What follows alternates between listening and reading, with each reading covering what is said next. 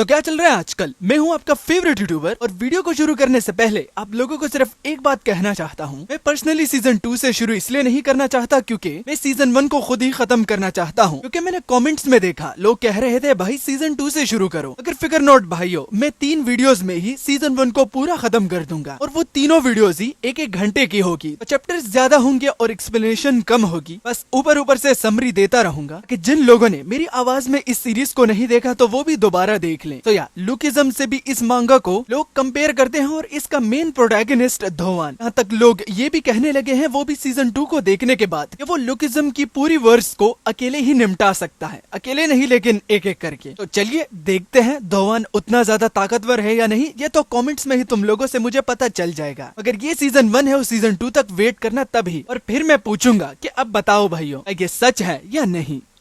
हमारी कहानी की शुरुआत होती है धोवान से, जो कि एक सब्स्टिट्यूट गेमर है। धोवान गेम खेलने में इतना ज्यादा अच्छा है कि उसे खुद भी ये पसंद नहीं, मगर क्लास का हर एक बंदा यही चाहता है कि धोवान उसके लिए गेम खेले, और बिल्कुल वैसे ही होता है। रिसर्च के टाइम पर जहाँ स्टूडेंट्स एक दूसरे के साथ बात करते हैं तो धोवान hardcore gamer the life game को खेल रहा था। मगर एक ट्विस्ट तो मैं बताना भूल ही गया। धोवान ये अपने मर्जी से नहीं कर रहा बल्कि उस पर जबरदस्ती की जा रही है। मगर वो करे भी क्या, क्योंकि वो फाइट करने में बहुत कमजोर है और लोग बस उसका इसी से ही फायदा उठाते हैं। तो धोवान की इस एबिलिटी को देखकर कि वो गेम खेलने में कितना अच्छा है, तो क्लास की सबसे हॉटेस्ट लड़की जिसका नाम आरिंजू है, तो वो धोवान को देखकर बड़ी ही इम्प्रेस हुई। धोवान आरिंजू के फोन पर नोटिस करता है कि ये भी वही गेम खेल रही थी, जो कि धोवान के लिए भी एक बहुत सरप्राइज की बात थी। दोनों आपस में बातें करने लगते हैं और धोवान की अजीब और गरीब बातों को सुनकर आरिंजू हंसने लगती है। आरिंजू को हंसते हुए देखकर धोवान को लगने लगा था कि वो दोनों दोस्त बन सकते हैं। मगर उसी वक्त आरिंजू की दोस्त आती है और उसे देखकर आरिंजू बोली कि मैं तुम्हारा ही इंतजार कर रही थी। तो धोवान की उम्मीदों पर पानी फेर जाता है। एक पल के लिए धोवान, जो कि इसको अपना दोस्त समझ बैठा था और आरिंजू पर उसका क्रश भी था, तो वो जरूरत से कुछ ज्यादा ही एक्सपेक्ट कर रहा था। मगर उसकी किस्मत में कुछ और ही था, क्योंकि आरिंजू जाने से पहले धोवान से कहती है कि क्या वो उसके लिए गेम खेल सकता है, और अगर वो खेलेगा तो उसके लिए बहुत बहुत शुक्रिया धोवान। ये सुनकर धोवान के पैरों तले जमीन घिसक गई, क्योंकि उसने ये कभी भी एक्सपेक्ट नहीं करा था कि क्लास की सबसे हॉटेस्ट लड़की उसका नाम तक जानती है। मोमेंट के मजे में धोवान ये भूल गया कि वो गेम खेल रहा था। द लाइफ गेम का एक रूल है कि अगर एक बार आपका कैरेक्टर मरता है तो आपको शुरू से सब कुछ शुरू करना पड़ता है। जो लूट जर्नी में की हुई होती है वो सब का सब लॉस्ट हो जाता है। तो धोवान जिस फोन पर फोकस कर रहा था तो वो क्लास के बुली योल मिनवू के अकाउंट पर खेल रहा था, और आरिंजू के साथ बात करते वक्त उसका ध्यान ही नहीं रहा और च्योल वूमेन का कैरेक्टर मर गया। देर नहीं लगती कि धोवान को पता चल जाता है कि अब तो उसके लगने वाले हैं, और बिल्कुल वैसे ही होता है। च्योल वूमेन पीछे से आता है और धोवान की वो खटिया खड़ी कर देता है। इसके बाद च्योल वूमेन एक लेजेंडरी आइटम को एक ही हफ्ते में एक्वायर्ड करने का धोवान को टास्क देता है, जो कि धोवान के हिसाब से इम्पॉसिबल था। मगर च्योल वूमेन के चेहरे को देखकर धोवान अब फंस गया है, क्योंकि जब वो आरिंजू के साथ बात कर रहा था तो च्योल वूमेन का कैरेक्टर उसी की वजह से मर गया है। तो अगर वो एक ही हफ्ते में सब कुछ चीजों को रिस्टोर नहीं कर पाता और उस लेजेंडरी आइटम को एक्वायर्ड नहीं कर पाता, तो च्योल वूमेन कसम खाता है कि वो आरिंजू के सामने धोवान को नंगा करेगा और उसको खूब पीटेगा। तो डर के मारे अब धोवान के साथ और कोई चारा नहीं था और वो मान लेता है, वो भी बिना उसके कंसेंट के। कहता तो है धोवान कि उसे गेम खेलने से नफरत है, मगर वो सिर्फ इसीलिए ही कहता है क्योंकि वो लोगों के लिए जब खेलता है तो तब उसे गेम से नफरत होती है, क्योंकि उसका अपना अकाउंट जो था तो वो सबसे टॉप लेवल पर था। उसके लिए गेम खेलना बहुत इजी हो गया था, इसलिए उसने कुछ टाइम के लिए अपना अकाउंट बंद ही रखा। वीकेंड का टाइम है और उसकी मदर बिजनेस ट्रिप पर अब्रॉड गई हुई है, तो अब धोवान और उसके गेम के बीच में उसे कोई भी रोकने वाला नहीं है। तो वो खूब खेलेगा, लेकिन जब उसने खेलना शुरू किया तो उसका कैरेक्टर टिक ही नहीं पा रहा था, वो भी टॉप लेवल होने के बावजूद भी। धोवान को गेम में कुछ गड़बड़ दिखी और जब उसने सेटिंग्स खोल कर देखा तो समझ में आया कि अब टॉप लेवल 200 है न कि 100 लेवल। तो वो धड़ाधड़ और ज्यादा गेम खेलने लगा। जब भी वो लेवल पार करता तो उसका लेवल फिर से किसी मॉन्स्टर के सामने बहुत लो हो जाता। गेम बहुत ज्यादा टफ हो चुकी थी। धोवान एक्यूजेशन लगाता है कि अगर डेवलपर्स को गेम मुश्किल ही बनानी थी तो ड्रॉप रेट उनको ज्यादा करना पड़ता, और इसका भी वो आखिरकार कारण समझ लेता है, क्योंकि अब गेम को पैसे देकर ही जीता जा सकता है। तो खेलते खेलते उसे 144 आवर्स हो चुके थे। अपनी पूरी सेविंग्स लगाकर अब तक वो अपने आइटम्स को एक्वायर्ड नहीं कर पाया। वीकेंड खत्म होने को था, क्योंकि अब सिर्फ एक दिन रह चुका है। अगर वो इसमें कुछ नहीं कर पाता तो चियोल चियोल वुमेन उसे आरिंजू के सामने पीट देगा और वो आरिंजू के सामने नंगा होकर तो बिल्कुल भी नहीं पिटना चाहता। मगर तभी जब दोवान को कुछ भी समझ में नहीं आ रहा था और सारे रास्ते बंद हो चुके थे तो गेम में द डिस्ट्रॉयर नामी एक प्लेयर आता है। लेवल उसका 200 था और उसे एक ऐसा बंदा चाहिए था जो कि मॉन्स्टर को डिस्ट्रैक्ट करे। दोवन इस बंदे को एक वीरडो बुलाता है, लेकिन ये वीरडो जो है ये बहुत ज्यादा स्ट्रॉन्ग है। दोवन एक टॉप प्लेयर होने के बावजूद भी द डिस्ट्रॉयर के सामने घुटने टेक कर बोलता है कि वो उसे हायर्ड करे, तो द डिस्ट्रॉयर उसको अपना दोस्त बना लेता है और वो अब साथ में रेड पर चलते हैं। अब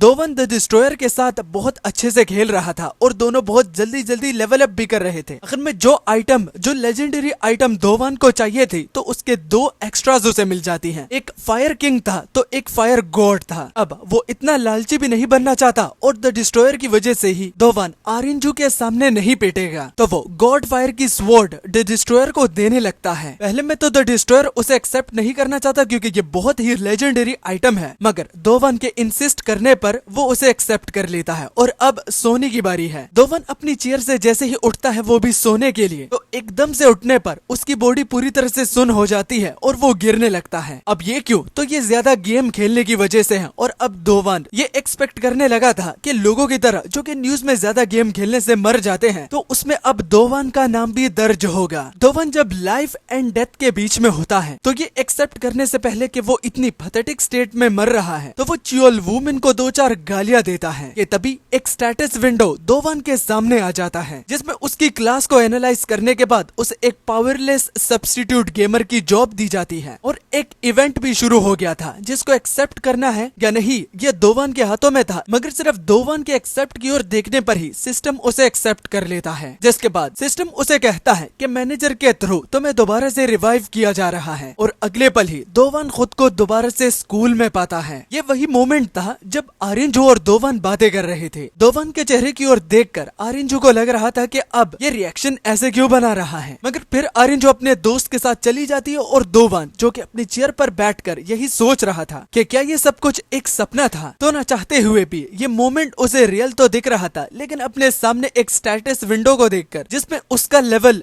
1 दिखाया जा रहा है और क्लास भी उसको दी गई है, तो ये उसके बिल्कुल भी पल्लू नहीं पड़ रहा। तभी सिस्टम ये एनालाइज करने लगता है कि दोवन जो कि एक सब्स्टिट्यूट गेमर था और सभी लोगों के लिए गेम खेलता था, तो उसके एक्सपीरियंस को कैलकुलेट करने के बाद उसका पावर लेवल अप हो जाएगा, जो कि होते होते पीछे से चियोल वुमेन आ जाता है और अगेन दोवन का सर टेबल पर मारता है। इस बारी दोवन चियोल वुमेन की ओर बड़ी गुस्से की नजरों से देखता है, जो कि चियोल वुमेन को और ज्यादा गुस्सा दिलाता है और वो इस तरह देखने पर दोवन की खूब पिटाई करने लगा। एक तो दोवन पिट रहा था और अगली ओर आरिंजू आ जाती है, मगर उससे पहले दोवन को लगता था कि ये वो एक सपना देख रहा है, तो वो खुद को जब दर्द में पाता है और आरिंजू के सामने खुद को पिटता हुआ पा रहा है, तो अब ये एक्सेप्ट करने में दोवन को ज्यादा टाइम नहीं लगा कि ये बिल्कुल रियलिटी है। आरिंजू दोवन की मदद करने के लिए जब चियोल वुमेन को रोकने के लिए आई तो चियोल वुमेन आरिंजू के बालों से उसे पकड़कर कहने लगा, तुम अच्छी दिखती हो, इसका मतलब ये नहीं कि तुम मुझे ऑर्डर कर सकती हो। दोवन अपनी क्रश को लेकर टेंशन लेने लगता है कि वो चियोल वुमेन के हाथों उसे पिटता हुआ नहीं देखना चाहता, तो मर्दांगी दिखाकर जब वो चियोल वुमेन पर हमला करता है तो चियोल वुमेन उसे ब्लॉक कर लेता है और जब काउंटर में दोवन को पंच पड़ने वाला था तो एकदम से सिस्टम पर नोटिफिकेशन आता है और उसे सिस्टम रैंक अप करके एक स्किल दे देता है जो कि 1000 पंचेस थे, जो कि ऑटोमेटिकली एक्टिवेट हो जाती है और चियोल वुमेन की खटिया खड़ी वो कर देता है। इस स्किल के बाद दोवन को ये रियलाइज होने लगा कि ये तो वो वही गेम वाली स्किल है और उसके बाद बहुत सारे एक्सपीरियंस पॉइंट के साथ साथ उसका रैंक अप एक एक करके चला जाता है और दोवन जो कि चाहता था कि उसकी जिंदगी एक गेम की तरह हो जिसमें वो मेन प्रोटैगनिस्ट हो, तो वो उस एक्सपीरियंस को अपनी जिंदगी में अब देख पा रहा है और अब वाकई में उसकी लाइफ एक गेम बन चुकी है।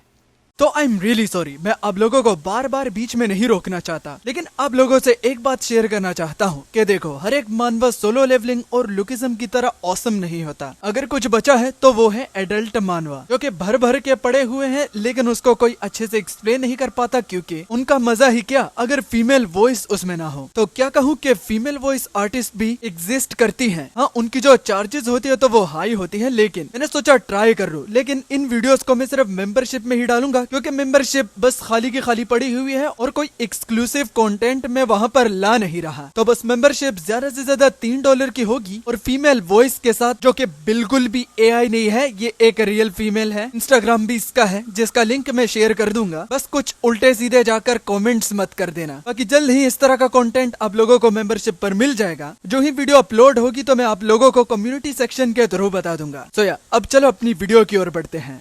बेचारे दोवान पर एक ही दिन में इतना सब कुछ गुजर गया कि उसको सदमे आ रहे थे। अरिंजू जल्दी से नर्स को बुलाने जाती है और दोवान रियलिटी और ड्रीम को समझ नहीं पा रहा था कि वो मर गया फिर जिंदा हो गया और अब एक स्टेटस विंडो जिसने उसकी लाइफ को पूरी तरह से चेंज कर दिया और अब वो एक अपनी लाइफ का एक प्लेयर बन चुका है। मगर सबसे कूल बात ये थी कि जब वो अपने स्टेटस की ओर देखता है तो वो एक बीस्ट था जो कि बिल्कुल भी नहीं हराया जा सकता। मगर उसकी ये खुशी ज्यादा देर तक टिकी नहीं क्योंकि सिस्टम उसके पूरी एबिलिटीज को लॉक कर देता है। दोवन गुस्सा होकर कहने लगा कि अगर यही करना था तो इतनी खुशी आखिर मुझे दी ही क्यों। मगर बात ये थी कि दोवन की बॉडी बहुत वीक है और इतनी ज्यादा एबिलिटीज को वो एक साथ हैंडल नहीं कर पाएगा। तो जो इवेंट उसने एक्सेप्ट करा था तो उसके बदले उसे एक गोल्डन की दी जाती है। जैसे जैसे उसकी बॉडी ग्रो कर दी जाएगी तो उसकी एबिलिटी जो कि लॉक हो चुकी है तो वो इस तरह की चाबियों से खुल जाएगी। और आज के चियोल वुमेन को हराने पर उसे एक गोल्डन की दी जा रही है। जब हॉलवे में उस की ओर देखकर जब दोवान जा रहा था तो स्टूडेंट्स उसकी हालत को देखकर हंसने लगे कि ये तो हर वक्त चियोल वुमेन से पिटता रहता है। मगर घंटा दोवान को फर्क नहीं पड़ रहा था क्योंकि वो तो इस सोच में पड़ गया था कि अब इस चाबी को वो इस्तेमाल कैसे करे। सिस्टम का मैनेजर जिसने दोवान को ये गोल्डन की दी है और जिस टोन में वो दोवान से बात करता है तो उसके टोन में और द डिस्ट्रॉयर के टोन में बहुत सिमिलरिटी दोवान को दिख रही थी। दोवान अब दो ट्रायल को फेस कर रहा था। पहला, द मैनेजर को कैसे बुलाएं। दूसरा, ये चाबी नॉर्मल है तो इसको कहाँ यूज करें। कि तभी एक बंदा दोवन से टकराता है और उसकी ओर देखकर दोवन उसके लिए टिश्यू लेने जाता है, लेकिन वो बंदा उसे रोक कर कहता है कि वो ठीक है और वो वहाँ से चला जाता है। दोवन के साथ सिर्फ बम करने पर उसके नाक से खून निकल रहा था तो दोवन समझ गया कि ये बंदा तो उससे भी ज्यादा वीक है। मगर तभी वॉशरूम में उसकी मुलाकात जीमिन नामी एक बंदे से होती है जो कि दोवन को देखने पर उससे कहने लगा कि दोवन के लिए उसके पास एक बहुत ही अच्छी खबर है जो कि वो उसे बताना चाहता है। जीमिन की बात शुरू होती है कि उसने दोवन और चियोल वुमेन की फाइट को देख लिया है। दोवन ज्यादा हैरान नहीं था क्योंकि चियोल वुमेन और जिमिन बहुत क्लोज थे तो जिमिन का ये फाइट देखना बनता ही था। जिमिन दोवन से कहता है कि अगर वो स्ट्रॉन्ग है तो वो वीक बनने का नाटक क्यों कर रहा है। मगर दोवन तो नाटक नहीं कर रहा। मगर अब जिमिन जो कि एक बुली है और दोवन जो कि उसके दोस्त से हर वक्त बुली होता रहता था तो पहली बार जिमिन उसको पार्टी पर बुलाता है जहाँ पर लड़कियां भी होंगी। दोवन ये जानकर कि जिमिन उसे इनवाइट कर रहा है और वो पार्टी आज रात ही होगी तो वो उस सिस्टम के नोटिफिकेशन पर गौर देता है जिसमें आज रात का ही जिक्र किया गया था। मगर ये एक डेंजरस क्वेस्ट थी तो दोवन एक पल के लिए कहता है कि डेंजरस क्वेस्ट को कंप्लीट करना मतलब कि लेवल अप करना। एक पल के लिए दोवन जो कि इस चीज को कंसिडर कर रहा था तो अगले ही पल जिमिन को वो ना में जवाब देता है। जिमिन कहता है कि अफसोस की बात, लेकिन नेक्स्ट टाइम वो उसे जरूर इनवाइट करेगा। और उसके जाने पर दोवन कहता है कि पुलिस के साथ हैंग आउट करने पर उसे कुछ भी नहीं मिलेगा। तभी सिस्टम पर नोटिफिकेशन आता है और पेनल्टी का बंदोबस्त किया जा रहा था। वो भी क्वेस्ट को रिजेक्ट करने पर दोवन जो कि हल्का हो रहा था तो उसके अंडों पर उसे ऐसा फील हो रहा था जैसे कि सांड उसके अंडों पर बार बार टक्कर दे रहे हो। ये पेनल्टी सिस्टम ने उसके लिए बनाई है, वो भी जस्ट क्वेस्ट को रिजेक्ट करने पर, जिसमें सिस्टम उसको ऑप्शन भी दे रहा था और जब उसने ना बोला तो उसके अंडों को तोड़ा जा रहा है। जब वॉशरूम पे कुछ और स्टूडेंट्स इंटर करते हैं तो दोवन दो फ्लोर पर मूत रहा था, वो भी दर्द के कारण। और वो स्टूडेंट्स कहने लगे कि चियोल वुमेन तो बहुत ही ज्यादा क्रूल है। मगर रियलिटी तो सिर्फ दोवन को पता है और ये दर्द पूरे 60 मिनट्स तक चलता रहेगा। दोवन उसको एक सेकंड तक नहीं बर्दाश्त कर पाया कि सिस्टम दोबारा उसे नोटिफिकेशन देता है कि क्या अब वो क्वेस्ट को एक्सेप्ट करेगा। तो दोवन चिल्लाते हुए बोलता है कि हाँ। और उसी दिन के शाम पर दोवन जिमिन के साथ जाने के लिए तैयार हो गया। जिमिन हैरान था क्योंकि दोवन ने पहले उसका ऑफर रिजेक्ट कर दिया और अब वो खुद ही उसे बुला रहा है। तो बस बात को यहाँ वहाँ करके दोवन उसे डिस्ट्रैक्ट कर देता है और जिमिन बाद में दोवन से कहते कि चलो अब पार्टी का मजा उठाते हैं। मगर उससे पहले पीछे देखो लड़कियां आ रही हैं। जो ही लड़कियों पर सीन गया तो उनमें से एक लड़की जिसके शॉर्ट बाल थे तो वो बहुत ही ज्यादा हॉट थी और उसे देखकर दोवन जरूरत से कुछ ज्यादा ही जिमिन के साथ स्टे कर रहा था। जिमिन दोवन से कहता है कि जो वो ऑर्डर करना चाहता है तो वो कर सकता है और एटमॉस्फेयर को देखकर दोवन कहता है ये इतना भी बुरा नहीं है जितना मैं समझ रहा था। मगर इसके पीछे की डार्क रियलिटी तो जिमिन कहता है कि उसका वॉलेट बस बस अभी कुछ देर में आ जाएगा। तो दरवाजा खोलते हुए वही बंदा आता है जो कि स्कूल में दोवान से टकराया था। यह जिमिन का वॉलेट है और इसका नाम जिहान यो है। जिहान की ओर देखकर अब दोवान को सब कुछ समझ में आ गया कि इस बंदे का जिमिन के साथ उस वक्त से कनेक्शन था जब उसकी और दोवान की टक्कर हुई थी। लड़कियों के सामने नंबर बढ़ाने के लिए जिमिन जिहान को बहुत ज्यादा बुली भी करता है। दोवान कुछ भी नहीं कर पाता क्योंकि वो खुद के लिए मुसीबत खड़ी नहीं करना चाहता। अब मामला बहुत ज्यादा इंटेंस होता जा रहा था। जिमिन जिहान से ऐसी हरकतें करवाता जिससे उसकी बेइज्जती होती और जब जिहान मना करता तो जिमिन उसको मौका नहीं देता और वो गुस्सा करने लगता। पुलिस के बीच में अब दोवान दोबारा से एक बार फिर फंस गया है और सामने बैठी वही शॉर्ट हेयर वाली लड़की दोवान की ओर देखकर बस यही कहती जा रही थी कि ये बेवकूफ कौन है। कि तभी उन तीनों लड़कियों में से एक लड़की जिमिन से कहती है कि क्या वो सिंग नहीं करेगा। जिमिन कहता है कि वो गाएगा लेकिन एक ऐसे गाने पर जिस पर जिहान नाचेगा भी। जिहान रिस्पॉन्स देने में कुछ सेकंड सिर्फ देरी करता है और जिमिन का गुस्सा सिर पर उसके चढ़ने लगता है, मगर आखिर में जिहान मान लेता है। इससे पहले कुछ शुरू हो जाता तो दोवान जिमिन से कहता है कि वो जल्द ही आएगा, बस उसे वॉशरूम जाना है। वॉशरूम जाने पर उसे सब कुछ ये रियलाइज होने लगता है कि दोवान और जिहान में बिल्कुल भी फर्क नहीं, मगर उसकी एबिलिटीज जो है वो लॉक है, वरना वो जिहान की मदद कर पाता। और इमरजेंसी एग्जिट की ओर देखकर जब वो कंसिडर करने लगा कि वो यहाँ से भागना चाहता है तो उसे जिहान पर तरस आने लगा और वो खुद को रोक कर दोबारा कमरे में इंटर करने लगा। अब दोवान नोटिस करता है कि जिहान के पैंट्स गायब हैं। जिमिन कहता है कि वो जिहान के लिए उसके पैंट्स धो रहा है, मगर साफ साफ ये दिख रहा था कि वो उसे बुली कर रहा है। तो अब खुद को हीरो समझ के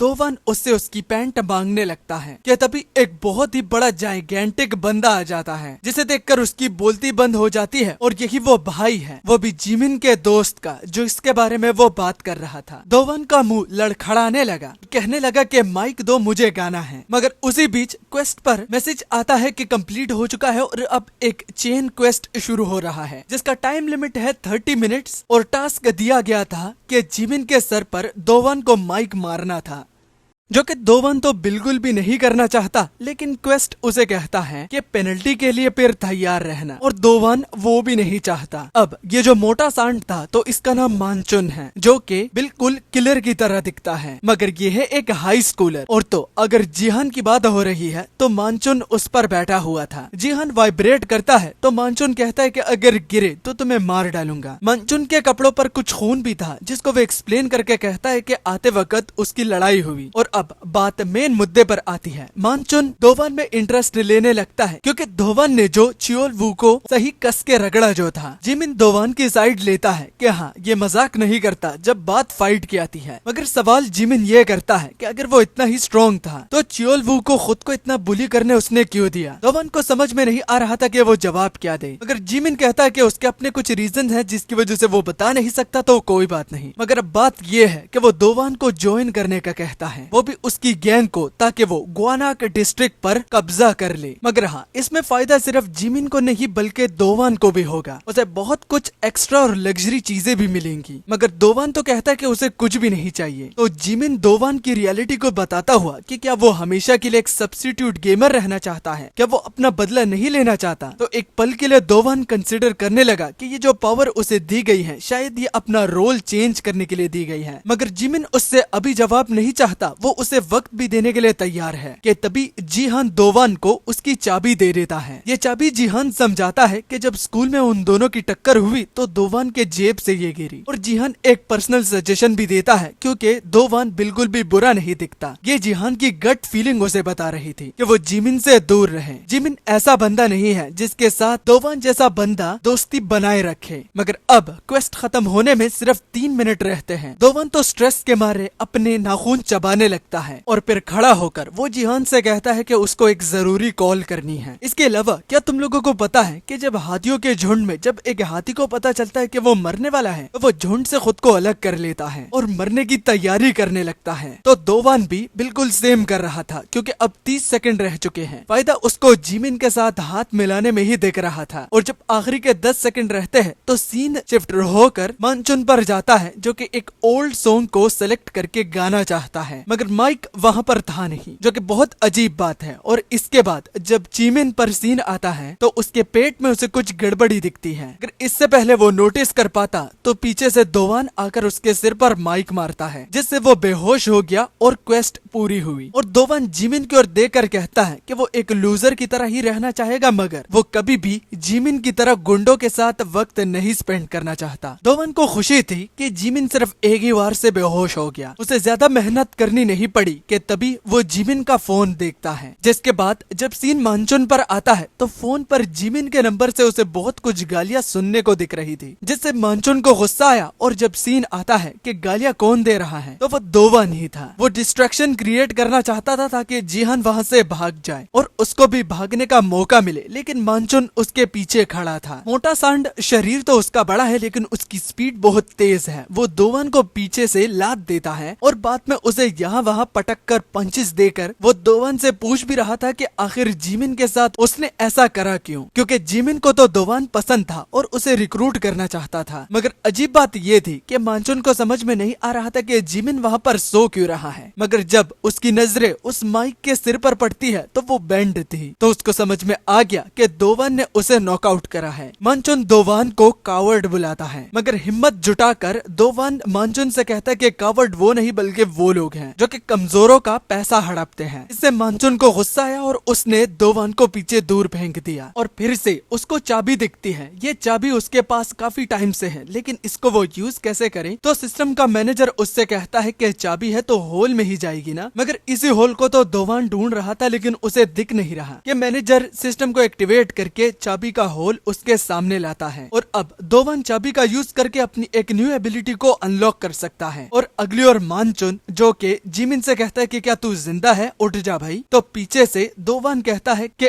अगर अब वो इस फाइट को नहीं लड़ेगा तो उसकी प्राइड हर्ट हो जाएगी। एक मर्द को फाइट से नहीं भागना चाहिए। और मानचुन को दोवान की ये साइड अच्छी लगी तो वो उस पर हमला करने के लिए आगे बढ़ जाता है। तो दोवान मानचुन को आता हुआ देखकर कहने लगा, मुझे समझ में नहीं आ रही कि आखिर ये सिस्टम मुझसे चाहता क्या है, मुझे आखिर क्यों इतने खतरनाक मिशंस दिए जा रहे हैं। लेकिन एक बात तो सच है कि मैं खुद ये देखना चाहता हूँ कि एक लूजर के हाथों ये बुलिस पिटते हुए कैसे दिखते हैं और इनको कैसा फील होता है।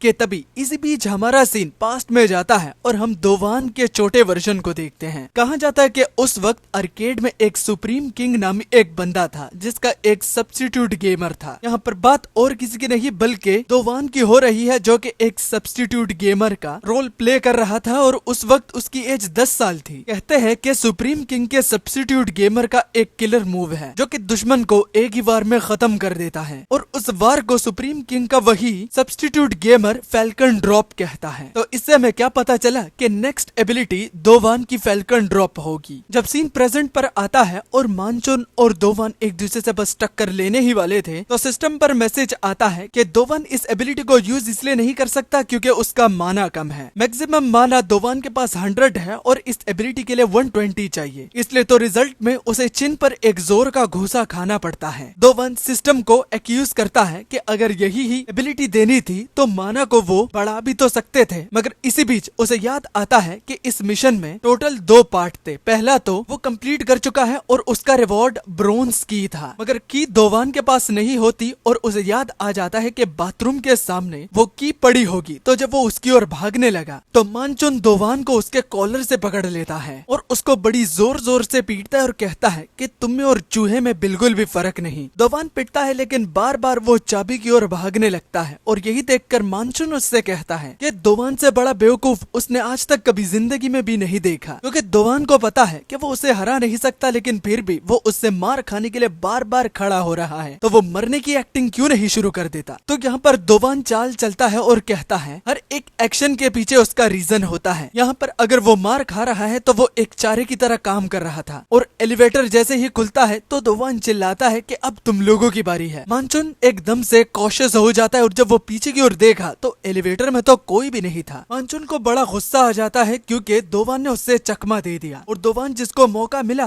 तो वो उस मौके का फायदा उठाकर कुत्तों की तरह भागने लगा, वो भी उस ब्रोंज की को ढूंढने के लिए। भागते भागते उसके पैर सुन पड़ रहे थे जिसकी वजह से वो गिर जाता है कि तभी पीछे से मानचुन दरवाजे को लात देकर खोलता है। उसे देखकर आखिरी उम्मीद सिर्फ दोवान के लिए वो ब्रोंज की है। उसे दिख नहीं रहा था लेकिन ब्रोंज की उसके बिल्कुल ठीक सामने थी। ब्रोंज की को वो जैसे ही उठाता है तो मानचुन उसकी ओर भागने लगता है। स्टेटस विंडो को वो खोल लेता है और स्टेटस पर एक की होल था जिसके अंदर जो ही वो चाबी को इंसर्ट करता है तो सिस्टम उससे कहता है जिस स्टैट्स को तुमने अपग्रेड करना है तो वो परमानेंटली अपग्रेड हो जाएगा, वो भी जस्ट एक बार चूज करने पर। तो एबिलिटी को यूज करने के लिए उसे एमपी पॉइंट चाहिए और वो माना पॉइंट को चूज करता है जिससे उसके माना पॉइंट्स 100+ हो जाते हैं। और मानचुन जिसने दोवान पर हमला कर दिया था तो उसको डोज करके उसके बड़े शरीर पर दोवान चढ़ने लगता है और एक लंबी सी छलांग मारकर वो फेल्कन ड्रॉप सीधा मानचुन के सिर पर लैंड करता है और एक ही किक से मानचुन नॉकआउट हो जाता है। सिस्टम दोवान को बधाई देता है और रिवॉर्ड के तौर पर उसे एक सिल्वर की दी जाती है। जब दोवान खड़ा होता है और कहता है कि मैंने इस फाइट को जीत लिया तो तभी जिमिन अनकॉन्शियस स्टेट से बाहर निकल कर आता है और दोवान की ओर देखकर वो बड़ा ही गुस्सा होता है। दोवान के पीछे एक और बंदा आता है जिसका नाम मानवुक है और नाम से ही आप लोगों ने बिल्कुल सही समझा कि ये मानचुन का बड़ा भाई है। अपने छोटे भाई को इस तरह बेहोश होता हुआ देखकर मानवुक बड़ा ही गुस्सा हो रहा था और मानचुन और दोवान के फाइट की कमोशन की वजह से कमरे से एक एक बंदा निकल रहा था। ये सारे बुलीज थे और अब इन सब के पीछे दोवान खुद को पाता है। एचपी तो उसकी 12 थी और माना पॉइंट दोवान के साथ 80 थे। क्लियरली वो इस बैटल को जीत नहीं सकता क्योंकि लोग ज्यादा है। तो दोवान इन सब की ओर देखकर कहता है कि अब तो उसकी बैंड बजने वाली है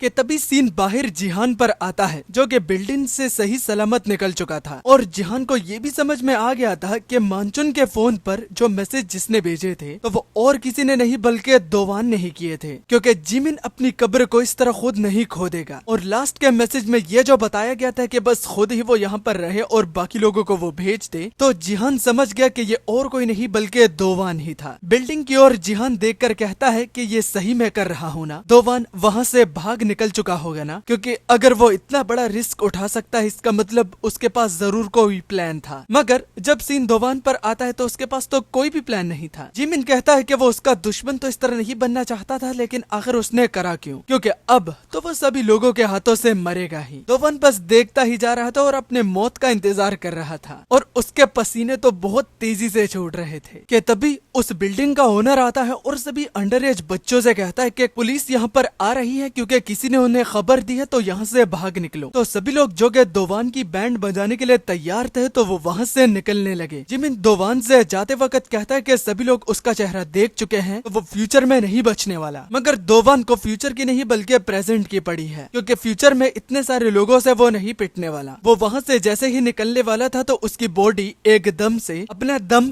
तोड़ देती है क्योंकि एक ही दिन में उसने इतना सब कुछ एक्सपीरियंस कर लिया है कि उसका बेहोश होना तो बनता ही था। तो अगले ही सेकंड वो बेहोश हो जाता है और अगले ही पल जो ही उसकी आंख खुलती है तो वो उस लड़की को अपने सामने पाता है। दोवान जैसे उससे सवाल पूछने लगा तो वो लड़की उसका मुंह बंद करके कहती है कि ये लेडीज बाथरूम है। वो लड़की दोवान से कहती है कि पुलिस अभी तक बिल्डिंग में है मगर वो यहाँ पर नहीं आएगी। तो दोवान पूछने लगा कि आखिर पुलिस को बुलाया किसने। तो दरअसल इस पुलिस को इसी लड़की ने ही बुलाया था। ये लड़की दोवान से ये भी कहती है कि जाने से पहले उसने दोवान की फाइट को भी अनएक्सपेक्ट देख लिया था। पहले में तो दोवान उसे एक ऑर्डिनरी पर्सन लग रहा था लेकिन वो एक एक्स्ट्रा ऑर्डिनरी पर्सन है और साथ ही में वो एक बहुत बड़ा बेवकूफ भी है क्योंकि उसने फाइट का रिजल्ट बिल्कुल भी नहीं सोचा था। दोवान खुद की तारीफ को सुनकर कहता है कि अब वो कैसे रिपे कर सकता है। तो वो लड़की कहने लगी कि ज्यादा से ज्यादा बस एक ही विश को ग्रांट करना है और वो ये कहते हुए दोवान के बहुत करीब भी आ जाती है। तो दोवान फ्लस्टर्ड होकर कहता है कि क्यों नहीं। उसके बाद दोवान के फोन पर उसकी मॉम का कॉल आता है जो कि बहुत ज्यादा चिंतित थी क्योंकि दोवान के साथ उसने पूरे 3 दिनों तक बातें नहीं की और दोवान को लग रहा था कि वो सिर्फ एक दिन के लिए सोया हुआ है। खैर उसकी मदर ये जानने के बाद कि उसका बेटा अभी तक जिंदा है तो वो काम के लिए निकल जाती है और अब दोवान की बारी है जो कि वीकेंड पर था और सबसे पहले काम वो गेम खेलता है। मगर गेम ओपन करने का भी एक रीजन था क्योंकि वो द डिस्ट्रॉयर के साथ बात करना चाहता था मगर सर्च करने पर वो आईडी एग्जिस्ट ही नहीं करती। बस अगर वो लोग उससे बातें करना चाहते हैं तो दोवान को वो बस मिशंस ही बेचते हैं। हैं। दोवान कहता है कि अगर यही उनके बात करने का तरीका है तो उसे खुद ही इस सिस्टम के बारे में जानना पड़ेगा। अब तक वो इस सिस्टम के बारे में 3 चीजें जान चुका है। पहला, ये एक RPG गेम की तरह है। दूसरा, सिस्टम बुलीज को एक मॉन्स्टर कंसिडर करता है जिनको हराने पर उसे कुछ की रिवॉर्ड्स मिलते हैं। और तीसरा, उन कीज को यूज करने पर वो स्ट्रॉन्ग होता चला जाता है। जब सिल्वर की को वो उठाता है तो अब उसे चाबियों के बारे में भी पता चल चुका था। गोल्डन की जो होती है वो एक्टिव स्किल के लिए होती है, सिल्वर की जो होती है वो पैसिव स्किल है, और ब्रोंज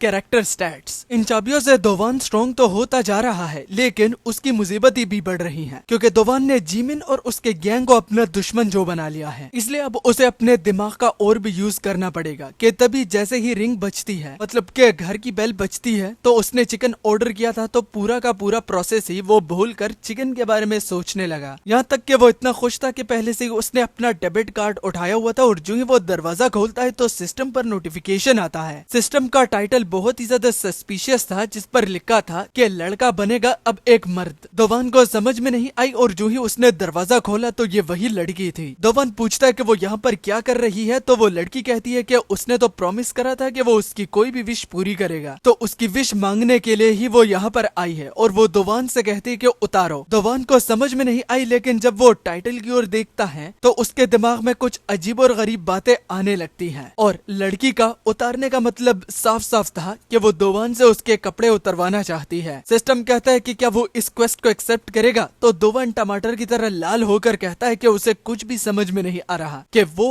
आखिर करे क्या। मगर सेकंड्स में ही दोवान के इरादे बदल गए और वो अपनी कमीज को उतार देता है। तो वो लड़की दोवान के बगल से गुजरती हुई कहती है कि क्या यही तुम्हारे पास कपड़े हैं। वो लड़की दोवान के अलमारी को खोलकर उसके कपड़े चेक करने लगती है, और दोवान कहता है कि आखिर उसे कैसे पता कि वो कहाँ पर रहता है। तो वो लड़की बताती है कि जब दोवान बेहोश हो गया था और वो उसे घसीटती हुई बाथरूम लेकर जा रही थी, तो उसके फोन के कवर में उसके अपार्टमेंट का एड्रेस उसने देख लिया था। अब उसके अलमारी में उसके कपड़ों को देखकर वो लड़की कहती है कि ये कपड़े तो बिल्कुल लूजर्स के कपड़े हैं। दोवान कहता है कि ये उसकी मदर ने उसके लिए खरीदे हैं। तो वो लड़की कहती है कि जो मैंने बोला उसे भूल जाओ, ये कपड़े बहुत मस्त हैं, मगर ये तुम नहीं पहन सकते। अब यहाँ पर आने की वजह जब दोवान पूछता है तो वो लड़की कहती है कि चलो सबसे पहले तो शॉपिंग करने के लिए चलते हैं, क्योंकि तुम्हारे लिए ढंग के कपड़े जो ढूंढने के लिए जाना है। तो शॉपिंग मॉल में आने के बाद सबसे पहले तो वो कपड़े खरीदने के लिए जाते हैं, जैसे उस लड़की ने कहा था। मगर दोवान पर कुछ भी नहीं जज रहा था, और लड़की कहती है कि उसके साथ होने के लिए दोवान को कुछ ऐसे कपड़े पहनने पड़ेंगे जिससे वो स्ट्रॉन्ग दिखे। और वो लड़की दोवान से कहती है कि वो उसको अपने साथ कहीं पर लेकर जाना चाहती है, इसलिए उसे कुछ ढंग का पहनना पड़ेगा। बहुत देखने के बाद आखिरकार दोवान एक कूल सा आउटफिट पहनकर उस लड़की से कहता है कि अब कैसा दिख रहा हूँ। तो लड़की कहती है कि ये ढंग का लग रहा है। इसके बाद सिस्टम पर नोटिफिकेशन आता है, और दोवान को एक नया क्वेस्ट दिया गया था जिसमें इस लड़की से पूछना था कि क्या वो लंच पर चलेगी। इसके बाद वो लंच पर जाते हैं, और इस लड़की का नाम पता चलता है कि इसका नाम सियोन है। सियोन दोवान से पूछती है कि क्या वो और उसके बारे में नहीं जानना चाहता। तो दोवान को समझ में नहीं आता कि आखिर वो शुरू कहाँ से करें। इसके बाद सिस्टम उसे बहुत कुछ देते हैं, जैसे कि थिएटर में मूवी देखना, कैफे जाना, कैरियोकी, आर्केड में अपनी स्किल्स दिखाना। तो साफ साफ ये एक डेट थी। और लास्ट में अपनी 1000 स्ट्राइक का इस्तेमाल करके वो सियोन के लिए कुछ जीत भी लेता है, लेकिन सियोन तो किसी और चीज में इंटरेस्टेड थी। और दोवान की स्किल्स को कुछ एनिमे फैंस देख लेते हैं और ओमाई सुगोई कहकर दोवान को अपने गिल्ड में ज्वाइन करवाना चाहते हैं। भाई मेरे भी कुछ दोस्त ऐसे हैं, जैसे कि ओमाई सुगोई, वाताशिवा, पता नहीं क्या उल्टा सीधा बोलते रहते, लेकिन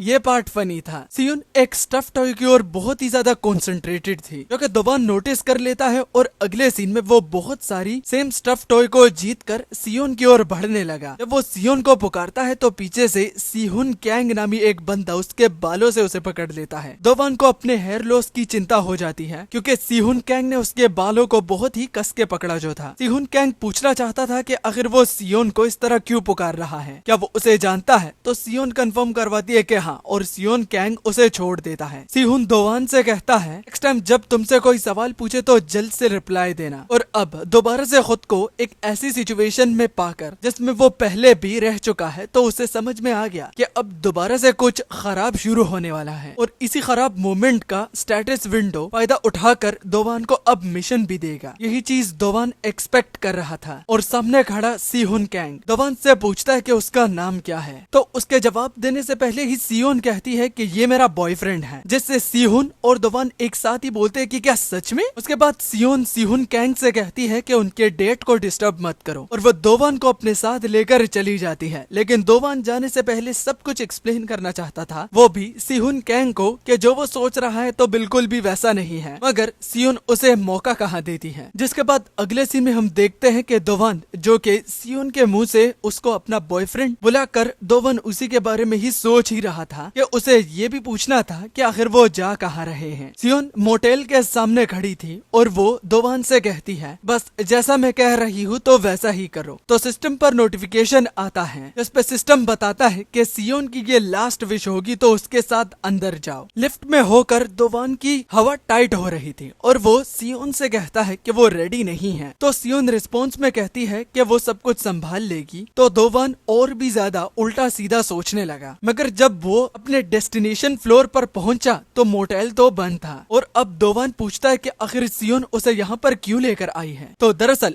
वहाँ पर इल्जिंग गैंग की एक जनरल असेंबली हो रही थी और पता है दोवान कहाँ पर था? क्वानाक डिस्ट्रिक्ट में, जहाँ पर दोवान पर ही एक असेंबली हेल्ड की गई थी, जिसमें एक पर्सन पूछ रहा था कि दोवान ने बहुत सारे लोगों को एक दिन में पीटा है, तो इल्जिंग गैंग वालों तुम लोगों को क्या लगता है कि इसको पनिश करना चाहिए या फिर कुछ और जब इलेक्शंस होते हैं तो पूरे 497 मेंबर्स थे, वो भी इल्जिंग गैंग के, जो के चाहते थे कि दोवान उनका टारगेट बने और वो दोवान को पनिश करे। अगर उससे पहले सिस्टम पर मैसेज आता है जिसमें उसे क्वेस्ट दिया गया था, टाइटल पर लिखा गया था कि एक ट्रू मैन को ये पता होता है, वो भी रिस्क लेने का थ्रिल, अपनी लाइफ डेंजर में डालकर दोवान को एस्केप करना था, वो भी सेफ एंड साउंड।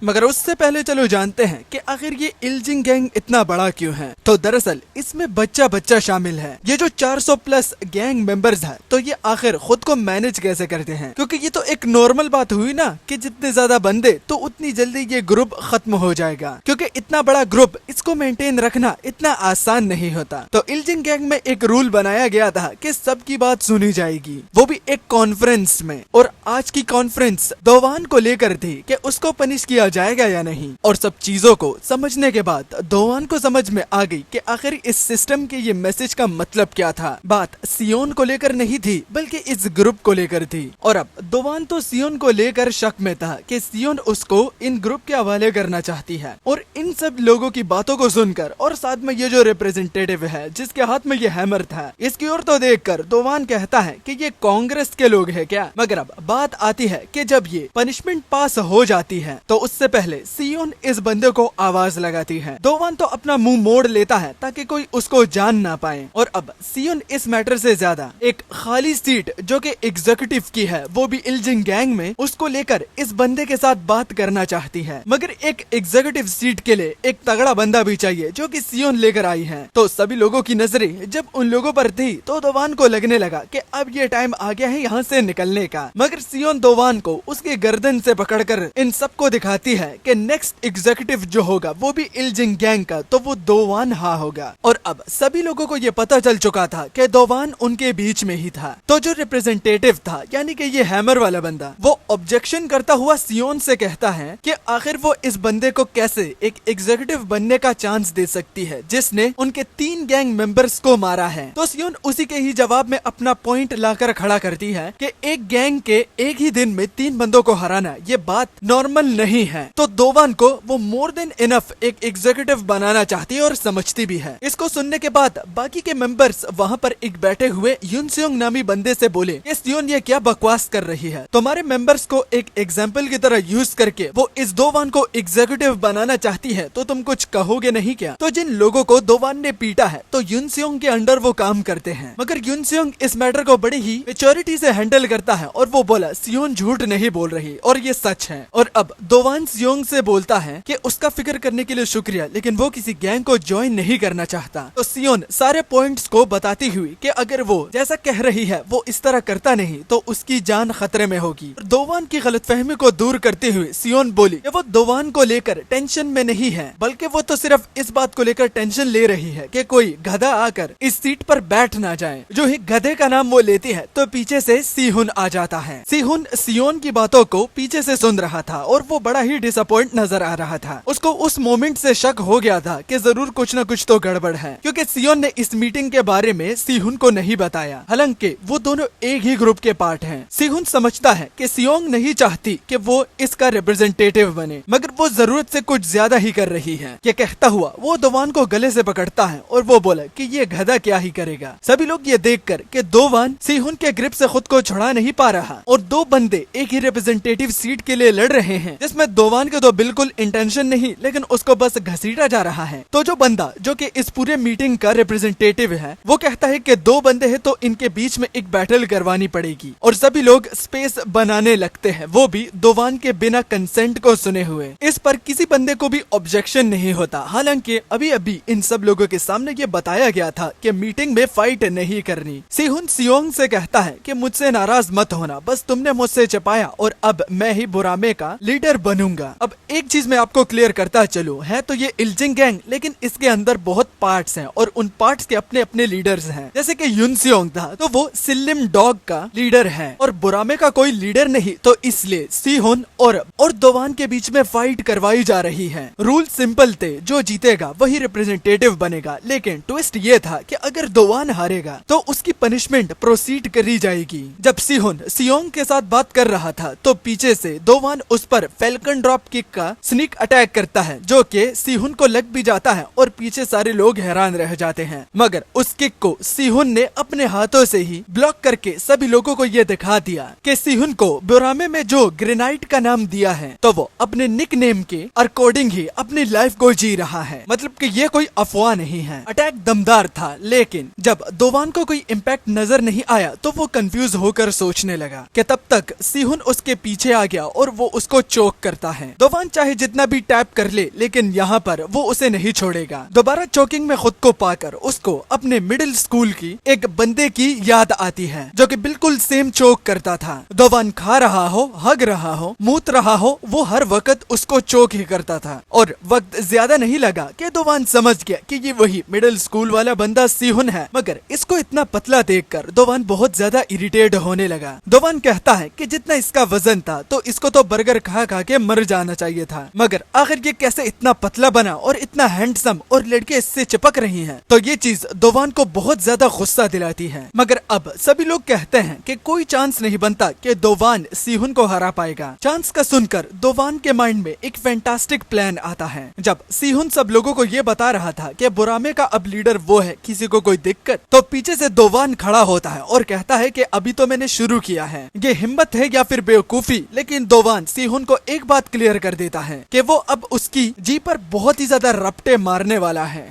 मगर अब ये जानने से पहले कि दोवान के दिमाग में चल क्या रहा है, तो सबसे पहले इस बात पर गौर देते हैं कि सभी लोग जब दोवान को अब फाइट करता हुआ देख रहे थे तो वो बहुत ज्यादा हैरान थे। वो भी सिर्फ इस वजह से कि दोवान जैसे मुक्के मार रहा है तो ऐसा लग रहा है जैसे कि वो कोई थप्पड़ दे रहा हो। लड़कियों के घूसे और दोवान के घूसे में कुछ भी फर्क नहीं। मगर दोवान रुक नहीं रहा था, क्योंकि यही इसी का मास्टरमाइंड प्लान है। क्योंकि दोवान हमें बताता है कि अगर तुम लोगों को याद हो तो उसने मानचुक को हराया था, उसके बदले एक सिल्वर की उसे दी गई थी, जो कि पैसिव स्किल को अनलॉक करती है। जब घर पर दोवान ने चाबी ढूंढने के बाद पैसिव स्किल को एकदम से अनलॉक किया तो उसको एक क्रिटिकल हिट की पैसिव स्किल मिली, जिसका चांस 1% है, लेकिन वो 1% इतना ज्यादा खतरनाक होगा कि अपोनेंट बच नहीं पाएगा। न सिर्फ एक क्रिटिकल हिट, बल्कि वो अपोनेंट के हिट को बिल्कुल फजूल बना देगा। तो अब यहाँ पर दोवान का प्लान ये था कि रुकना नहीं, हिम्मत नहीं हारनी और बस चमाटे देनी है। ये 1% जरूर वो हिट करेगा। इसी उम्मीद के साथ वो लड़कियों की तरह घूसे मार रहा है। दोवान की इस पंचेस को देखकर सियोन तो शर्म के मारे अपना मुंह छिपा लेती है और बाकी जितने भी लोग थे तो वो तो दोवान को देखकर हंसी रहे थे। मगर दोवान इनकी फिक्र ना करता हुआ बस अपने पंचेस को काउंट कर रहा था। वो 100 तक काउंट करता है और 100 तक वो पंचेस देता है, मगर होता कुछ भी नहीं। तो अब दोवान का ये करने का ये प्लान इसलिए था क्योंकि वो अपनी लाइफ को अब गेम से रिलेट करता है और ऑब्वियसली उसकी लाइफ एक गेम की तरह बन चुकी है। तो उसको लगने लगा कि ये बिल्कुल गेम में स्पिन की तरह होगा, जितना पैसा तुम लगाओगे तो चांसेस के उतने तुम करीब होते जाओगे। एक अच्छी मिसाल, पबजी में हर किसी के पास M4 ग्लेशियर्स नहीं होती, किसी किसी की किस्मत अच्छी होती है, लेकिन दोवान कहता है कि हर किसी की किस्मत अच्छी नहीं होती। सोच समझकर पैसा लगाना होता है, वरना चांस जो कि तुम्हारी लाइफ को बदल सकता है तो वो तुम्हें बहुत ज्यादा डिसअपॉइंट भी कर सकता है। तो अपना आखिरी 100 पंच देने के बाद जब कुछ नहीं होता तो दोवान समझ गया कि किस्मत उसका साथ नहीं दे रही। बाद में सिहोन दोवान को गले से पकड़कर कहता है कि मुझे लगा कि तुम्हारे पास कोई लीथल अटैक होगा, मगर ये मजाक देखकर अब मुझे लगता है कि इस फाइट को खत्म करना चाहिए। तो वो दोवान को गर्दन से उठाकर नीचे पड़े हुए एसी को दोवान की बॉडी से क्रश कर देता है। और यही देखने के बाद सिहोन दोवान से कहता है कि मेरी बॉडी तुम्हारे जैसे लोग कभी भी स्क्रैच नहीं कर पाएंगे, क्योंकि जो मेहनत मैंने अपने मोटापे को कम करने और मसल गेन करने में लगाई है, तो दोवान जैसा फट्टू तो उस पर स्क्रैच नहीं ला पाएगा, वो भी पूरी जिंदगी में। दोवान विदाउट थिंकिंग कहता है कि हाँ, मुझे याद है कि तुम मिडिल स्कूल में एक मोटे कमीने थे। दोवान सिहोन को तो रिकॉग्नाइज कर लेता है, लेकिन सिहोन दोवान की बातों को सुनकर तब भी उसकी मेमोरी रिकॉल नहीं होती कि उसने कभी दोवान से मुलाकात भी की है। और उसके एक्सप्रेशंस को देखकर दोवान कहता है ये तो एज एक्सपेक्टेड ही था, क्योंकि जब भी बुली एक विक्टिम को तंग करता है तो विक्टिम हमेशा के लिए ट्रॉमे में अपने मोमेंट्स को याद रखता है। हालांकि बुली को पता भी नहीं होता कि उसने कौन से बंदे को कौन सा ट्रॉमा दिया है। अगर सिहोन चाहे जितना भी सोच ले, लेकिन उसे दोवान बिल्कुल भी रिकॉल नहीं होता। और वो जब दोवान की ओर अब बढ़ने लगा तो रेंगता हुआ दोवान कहता है कि मेरे करीब मत आना, लेकिन सिहोन जब दोवान को उसके पैर से पकड़कर दूर फेंकता है और वो बोलता है तुम चाहे जितना भी कहो, लेकिन तुम इस फाइट को जीत नहीं पाओगे, चलो तुम्हारी मेमोरीज को ताजा करवाते हैं। बाद में सिहोन दोवान के सवाल का जवाब देता है कि आखिर उसे क्यों दोवान याद नहीं आ रहा, क्योंकि बचपन में जब एक बच्चा बहुत सारे खिलौनों से खेलता है तो उसे अपने पूरे खिलौने याद नहीं रहते। तो यहाँ पर सिहोन ये बताना चाहता था कि दोवान उसका बस एक खिलौना रह चुका है और अब इस फाइट को ज्यादा खींचने की कोई भी जरूरत नहीं। और पीछे से जो युन सियोंग था वो सियोन से कहता है कि इस फाइट को रोको, क्योंकि दोवान में अब विल नहीं बची, वो भी फाइट लड़ने में। मगर दोवान अब भी हिम्मत दिखाकर कहता है कि अभी नहीं, ये फाइट अभी खत्म नहीं हुई। जब वो उठ खड़ा हुआ तो सिहोन उसकी हिम्मत की दाद देता है कि उसमें हिम्मत तो कूट कूट के भरी हुई है, लेकिन अब वो कौन सी बेवकूफी दिखाएगा। मगर यहाँ पर प्लान दोवान का सिंपल था, क्योंकि सिहोन के पीछे एग्जिट पर उसकी नजर पड़ती है और वो यहाँ से भाग निकलेगा। बाद में गैंग के साथ देखा जाएगा, गैंग अगर उसे ढूंढेगी तो वो अपनी मदर से विनती करके स्कूल चेंज कर देगा, चाहे उसका एक ऐसे स्कूल में ही एडमिशन क्यों ना करवाया गया हो जो कि एक आइलैंड पर है। तो अब जब वो वहाँ से भागने लगता है तो नीचे अपने ही जैकेट में उसका पैर फंस जाता है और ट्रिप करते हुए वो सिहोन पर गिरने लगता है। मगर यहाँ सिहोन पर अपनी पूरी बॉडी स्लैम करने से पहले उसका हाथ पहले टच होता है और दोवान की वो पैसिव स्किल एक्टिवेट होती है 1% वाली, जो है उसके पॉम के साथ सिहोन कांटेक्ट में आता है तो वो बिल्कुल एक बेसबॉल की तरह हवा में फ्लाई करता हुआ पीछे दरवाजे के साथ टकराता है, जिससे सभी लोग बहुत ज्यादा शॉक हो जाते हैं। सभी लोग दोवान के इस मूव को ड्रैगन पुश बुलाते हैं,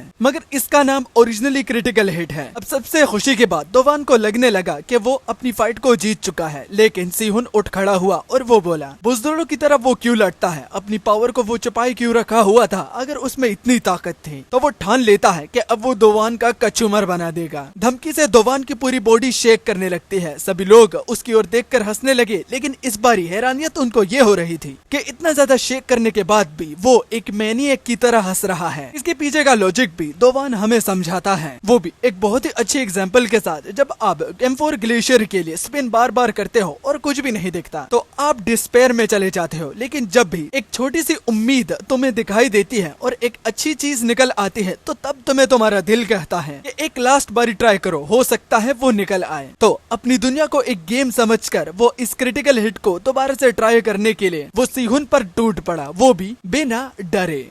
मगर उससे पहले एक बात को डिस्कस करते हैं कि समुंदर का सबसे टॉप प्रेडेटर कौन है। और जो ही मैंने टॉप प्रेडेटर की बात बोली तो तुम लोग शार्क के बारे में ही समझ रहे होगे ना। हाँ, तो शार्क की एक नस्ल है जिसको द ग्रेट व्हाइट शार्क बोलते हैं, जो कि बहुत ज्यादा खतरनाक होती है। मिसाल के तौर पर अगर वो तुम लोगों को देखी जाती है तो बस समझ जाना कि भाई टाटा बाय बाय। मगर अगर तुम लोगों से मैं एक बात कहूँ कि द ग्रेट व्हाइट शार्क को तुम लोग हरा सकते हो तो तुम लोग बोलोगे भाई कैसे। तो जवाब सिंपल है, उसकी जो नाक होती है ना उस पर किक देना। अब ये तुम पानी में करोगे कैसे, ये तुम पर ही डिपेंड करता है, लेकिन ये उसकी वीकनेस होती है। सेम लॉजिक यहाँ पर दोवान जो था वो सिहुन पर लगाता है। चाहे सिहुन उसके सामने द ग्रेट व्हाइट शार्क की तरह ही ताकतवर क्यों ना हो, लेकिन सिहुन को चकमा देकर वो उसके नाक पर मुक्का देता है, जिससे सिहुन की नाक से बहुत ज्यादा खून निकलने लगता है और उसकी हालत खराब हो जाती है। सिहुन जब तक खुद को हैंडल करता, मतलब कि अपने खून को कंट्रोल में लाता, तो दोवान उसके पीछे आकर लॉक लगाता है जैसे कि वो सभी लोगों को लगाता था, और उसके कान में बोला, अब तुम्हें पता चलेगा कि जब तुम लोगों को चोक करते हो तो उनको कैसा फील होता है। और उसके बाद दोवान उसके नाक में उंगलियां डाल के उसको खींचने लगता है और बोला कि जब तक तू सरेंडर नहीं करेगा तो मैं तुम्हें नहीं छोड़ूंगा। दर्द सिहुन को बहुत ज्यादा फील हो रहा था, इस वजह से वो सरेंडर कर देता है और एक गजब धमाके के साथ दोवान को यकीन नहीं आता कि उसने दोबारा से एक फाइट को जीत लिया है। मगर अब जैसे कैरियोकी में अपने फाइट को जीतने के बाद कुछ हंगामा हुआ था, तो यहाँ पर भी होने लगता है। मगर इस बारी आग लग चुकी थी, वो भी पूरे बिल्डिंग में, इसलिए सभी लोग एलिवेटर की ओर भागने लगे। दोवान बेचारा उस भीड़ में फंस चुका था और बिना अपनी मर्जी से उसे घसीटते हुए बाहर वो भीड़ लेकर आ जाती है। दोवान बैठते हुए यही सोच रहा था कि अब इस फाइट के बाद उसे थोड़ा सा रेस्ट चाहिए, क्योंकि वो इंसान है, मशीन नहीं। कि तभी एक बंदे से पता चलता है कि आग के बाद उन लोगों ने तो सियोन को देखा ही नहीं, और पीछे हम युनसियोंग को भी देखते हैं। और इस बात को युनसियोंग और दोवान दोनों सुन लेते हैं। मगर जब युनसियोंग सामने उस जगह पर देखता है जहाँ पर दोवान बैठा हुआ था, तो वो वहाँ पर नहीं था। जब सीन दोवान पर आता है तो सीढ़ियों पर तो वो बिल्कुल फ्लैश की तरह चढ़ रहा था, और चढ़ते चढ़ते वो ये सोचने लगा कि आखिर सियोन के साथ उसका रिश्ता नाता क्या है। वो उसकी बचपन की दोस्त भी नहीं और न ही वो उससे इतने वक्त से जानती है, मगर आखिर क्यों उसकी जान बचाने के लिए वो इस तरह भाग रहा है। खैर, मगर जब वो दरवाजा खोलता है और कहता है कि सियोन, तुम्हारी जान बचाने के लिए मैं यहाँ पर आया हूँ, तो जो कांग्रेस का रिप्रेजेंटेटिव था, तो उसने आग को कंट्रोल में आखिरकार बुझा दी और सियोन भी वहाँ पर सही सलामत थी। जब ये कांग्रेस का रिप्रेजेंटेटिव दोवान की लाइन को रिपीट करते कि किसको बचाने के लिए आए थे, तो वक्त नहीं लगता कि दोवान अपने अल्फाजों को बदल कर कहता है कि वो सियोन से जस्ट पूछने के लिए आया था कि क्या वो अब घर जा सकता है। और दिल ही दिल उसे बहुत ज्यादा शर्म आ रही थी। वो कहता है कि ये छत मुझ पर गिर के मुझे मार क्यों नहीं देती। और फिर सियोन को अपने साथ ले जाता हुआ यही रिप्रेजेंटेटिव कहता है कि बुरा में डोंग के रिप्रेजेंटेटिव दोवान, सॉरी, मीटिंग में कुछ खलबली मच गई थी, इस वजह से इस मीटिंग को पोस्टपोन किया जा रहा है। नेक्स्ट मीटिंग जैसे ही होगी तो वहाँ पर जरूर आइएगा। तो या गाइस, दोवान अब बुरा में डोंग का रिप्रेजेंटेटिव बन चुका है जैसे कि सियोन चाहती थी। और वापस दोनों अपने घर की ओर जब जा रहे थे तो सियोन दोवान से कहती है कि वो समझ सकती है कि दोवान कंफ्यूज हुआ होगा, मगर फिलहाल के लिए वो उसको शुक्र मनाने के लिए कहती है क्योंकि उसने पूरे एक बड़े गैंग को अवॉइड जो कर लिया है, जिसके साथ दोवान भी एग्रीड करता है। लेकिन एक रिप्रेजेंटेटिव बनना यह कभी उसने ख्वाब में भी नहीं सोचा था। हाँ, और आखिर में सियोन जिस टफ टॉय की ओर देख रही थी तो दोवान उसको वो देने लगता है, वो भी ये कहकर कि सियोन इसको बड़ी ही गौर से देख रही थी, तो दोवान इसके लिए ले आया। मगर सियोन उसकी गलतफहमी को दूर करती हुई बोली कि वो उस टफ टॉय को नहीं, बल्कि उस मशीन पर जो वांटेड क्रिमिनल की पोस्ट लगी हुई थी तो वो उसको पढ़ रही थी। अगेन एक ऑकवर्ड मोमेंट में दोवान फंस गया, लेकिन इस बारी सियोन उसे मुस्कुराती हुई कहने लगी, बाकी सब बातें बाद में होगी, लेकिन मेरी जान बचाने के लिए तुम्हारा बहुत बहुत शुक्रिया। हालांकि मुझे जरूरत भी नहीं थी, लेकिन कंसर्न दिखाने के लिए तुम्हारा बहुत बहुत धन्यवाद। और बाद में अब क्वेस्ट को कंप्लीट करने के बाद जब सिस्टम पूरी फाइट्स को कैलकुलेट करता है तो उसको एक रिवॉर्ड दिया जाता है, लेकिन वो रिवॉर्ड दोवान हमें दिखाता नहीं। मगर खैर, उसकी अगली सुबह दोवान सबसे पहले स्कूल पहुंच आता है क्योंकि उसे कुछ करना था। वो दरअसल जिस काम के लिए आया था तो वो अपने सब्स्टिट्यूट गेमर के सेटअप को पहले से ही सेटअप करने के लिए आया था। अपनी सीट की ओर बढ़ते हुए वो वहाँ पर एक और बंदे को भी देखता है जो कि उससे पहले आया था, लेकिन दोवान बहुत शोर मचा रहा था क्योंकि उससे कुछ चीजें गिर गई। और जब वो सॉरी कहता है तो उसके स्टूडेंट कार्ड पर उसकी नजर पड़ती है जिस पर युनसियोन हान लिखा हुआ था। ये नाम जाना पहचाना इसलिए था क्योंकि ये इल्जिंग गैंग का एक रिप्रेजेंटेटिव है। मगर सबसे खतरनाक बात ये है कि सियोन ने दोवान से कहा था कि इल्जिंग गैंग में सभी लोगों से अपना डिस्टेंस रखना, लेकिन अगर युनसियोंग तुम्हारे सामने आया तो भाई भाग जाना। दोवान के डरते हुए चेहरे को युनसियोंग देखकर बोला कि तुम क्यों डर रहे हो, तुम भी तो एक रिप्रेजेंटेटिव हो ना। मगर बाद में वो उसके गिरबान से पकड़कर दोवान से कहता है कि अगर देखा जाए तो ये सबसे बढ़िया मौका है तुम्हें यहाँ पर पीटने का, तो तुम क्या कहते हो।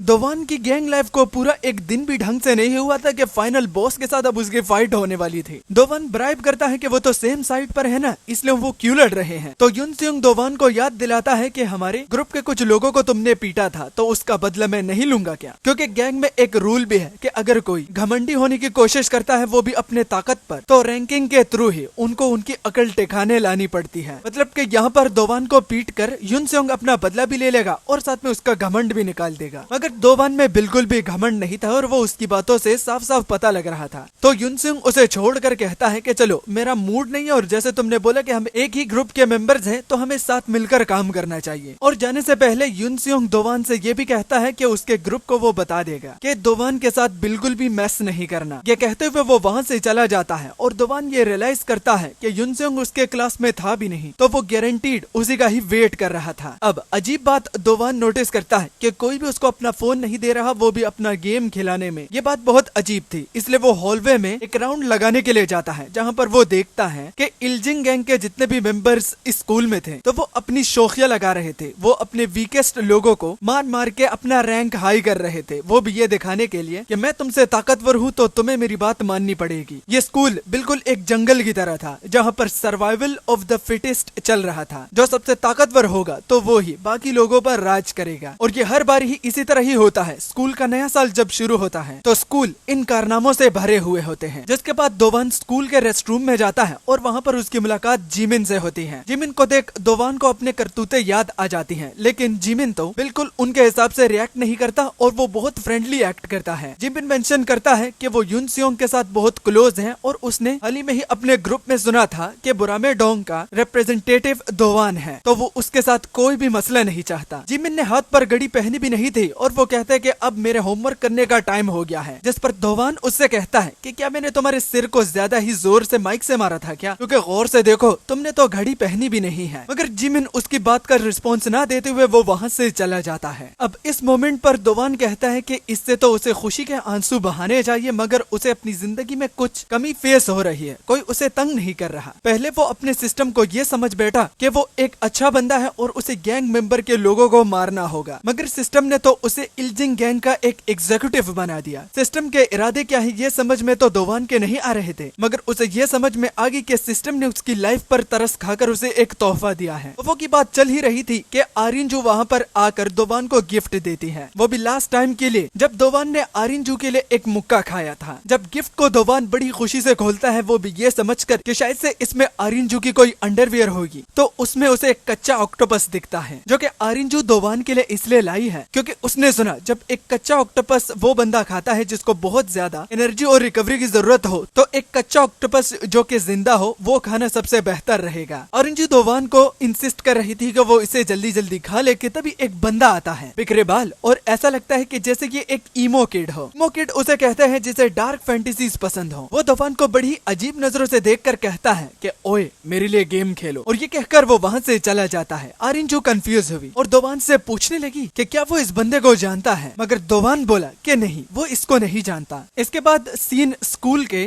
डार्क रूम पर जाता है जहाँ पर फिल्म प्रोडक्शन के जितने भी मेंबर्स हैं वो फिल्म बनाते हैं। तो वहाँ युनसेयोंग और उसके ग्रुप का कीजिन बंदा था। कीजिन युनसेयोंग के साथ ऐसी फ्रेंकली बात कर रहा था जैसे वो दोनों बहुत क्लोज हों। हालांकि युनसेयोंग उसका बॉस है। कीजिन सरप्राइज था क्योंकि उसने कभी ये अपनी जिंदगी में नहीं सोचा था कि युनसेयोंग किसी को अपना एक पार्टनर बनाएगा, मगर युनसेयोंग समझाता है कि ऐसी बात नहीं थी, दोवान में कुछ अलग बात है। तो कीजिन कहता है कि या तो वो तुम्हें बेवकूफ बना रहा था, वो भी ये दिखा करके वो बहुत ज्यादा डर रहा है, और या फिर वो सच में तुमसे डरता है। तो युनसेयोंग समझाता है कि दोनों में से एक बात भी नहीं है। वो उसकी बॉडी की स्टिफनेस को जब एक्सप्लेन करता है तो एक फिनिशिंग लाइन के साथ कि उसकी आंखों में डेस्परेट उसे दिख रही थी, जैसे कि उसे अपने सवालों का जवाब नहीं मिल रहा। यही देखकर युनसेयोंग समझ गया कि दोवान में कुछ अलग बात है। कीजिन आगे का प्रोसेस पूछता है कि अब वो युनसेयोंग दोवान से क्या चाहता है। तो युनसेयोंग बोला कि मेरे समझाने से अच्छा तुम खुद ही अपनी आंखों से देख लो कि ये पार्टी कितनी मजे की होने वाली है, क्योंकि हम जब क्लासरूम पर जाते हैं तो दोवान बहुत ज्यादा पेस्ट हो गया था, क्योंकि दोवान और आरिंजू के बीच में एक रोमांटिक सीन चल रहा था और इस बंदे की हरकत से दोवान को बहुत ज्यादा गुस्सा आ रहा है। जिसके बाद युनसेयोंग कीजिन दोनों एक सर्टेन बंदे के बारे में बात कर रहे थे जो कि दोवान की क्लास में ही है। उस बंदे का नाम सियोंग यू है और युनसेयोंग को लगता है कि दोवान और सियोंग यू का एक ही क्लास होने में जरूर एक इंटरेस्टिंग सीन बनाएगा, और बिल्कुल वैसे ही होता है। दोवान को लगता है कि ये भी युनसेयोंग के अंडर काम करता है, लेकिन सियोंग यू इल्जिंग गैंग का एक मेंबर तो है, लेकिन इनका जो ग्रुप है वो अलग है, क्योंकि सियोंग यू सिलेम डॉग्स का मेंबर नहीं बल्कि बोंगचोन गैंग का एक मेंबर है, जो कि गुस्से में दोवान से कहता है तुमने अभी क्या कहा, जरा दोबारा तो कहना। तो दोवन सियोंग यू से कहता है कि क्या वो बच्चा है या फिर उसके सिग्नल ठीक नहीं, इसलिए उसकी आवाज सियोंग यू तक पहुंच नहीं रही। फोन उसके सामने रखकर दोवन कहने लगा कि अगर वो दोबारा इस तरह करेगा तो यून सियोंग को वो इसकी खबर दे देगा। मगर सियोंग यू बस घूरने के अलावा और कुछ भी नहीं करता और उल्टा दोवन से माफी मांगने लगा, वो भी ये कहते हुए कि उसने सुना कि दोवन सब लोगों के लिए गेम खेलता है, जिससे सियोंग यू को लगने लगा कि दोवन को गेम खेलना पसंद है। इसलिए तो सियोंग यू ने दोवन को अपना फोन हवाले कर दिया। मगर अब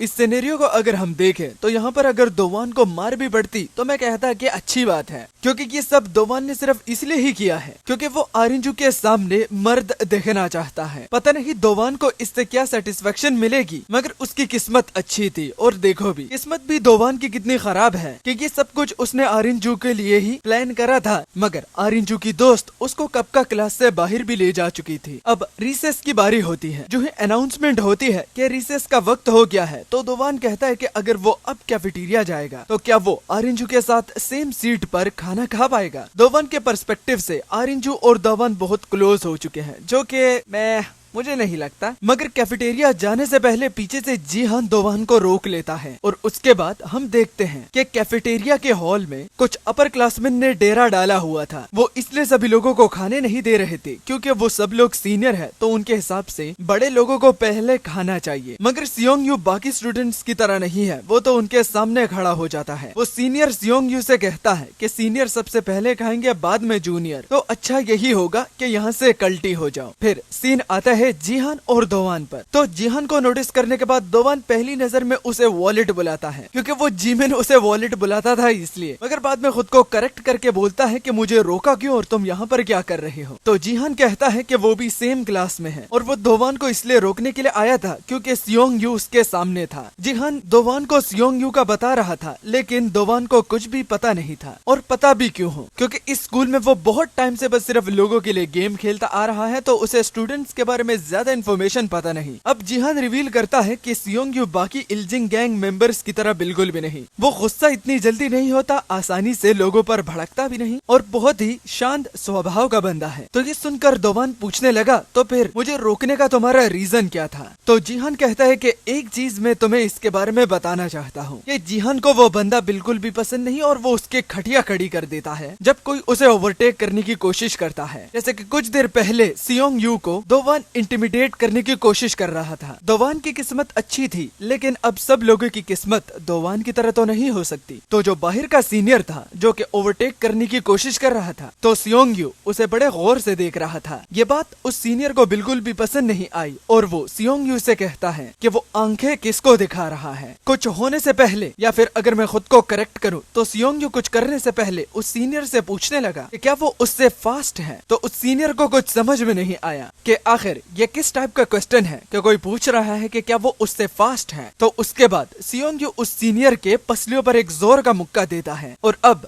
बैटल शुरू हो जाती है। वो सीनियर सियोंग यू पर टूट पड़ा। पैनल से साफ साफ पता चल जाता है कि कितने सारे पंचेस ये सीनियर सियोंग यू पर लैंड करना चाहता था, लेकिन एक पंच भी सियोंग यू को जाकर लगता नहीं, जिससे एक तो वो सीनियर बहुत ज्यादा हैरान रह गया और दूसरा वो बहुत ज्यादा थक गया। और अब उस सीनियर की खटिया खड़ी करने से पहले अगेन वो पूछता है, मैंने कुछ पूछा, क्या तुम मुझसे फास्ट हो। और उसका जवाब सुनने से पहले ही सियोंग यू उस सीनियर के चेहरे को एक पंचिंग बैग की तरह इस्तेमाल करके उसका पूरा हुलिया ही बदल डालता है। और उस सीनियर को हराने के बाद सियोंग यू गुस्से में कहता है, अगर तुम मुझसे तेज नहीं हो तो तुमने मुझे ओवरटेक करने की कोशिश क्यों करी। दोबारा इस तरह नौटंकी करी तो मुझसे बुरा और कोई भी नहीं होगा। इस फाइट को हॉलवे में सब लोग देख चुके थे, यहाँ तक के जीहान तो दोवन को टाइम पर लेकर आ भी चुका था कि वो अपनी आंखों से खुद विटनेस करे। स्कूल की छुट्टी हो गई थी और अब सब कुछ दोवन को समझ में आ गया था कि सियोंग यू को ओवरटेक नहीं करना। मगर जो ही वो खुश हुआ तो उसके अगले ही पल सिस्टम पर नोटिफिकेशन आता है कि उसे 10 मिनट के अंदर अंदर सियोंग यू को ओवरटेक करना है। दोवन कहता है कि धत तेरी की,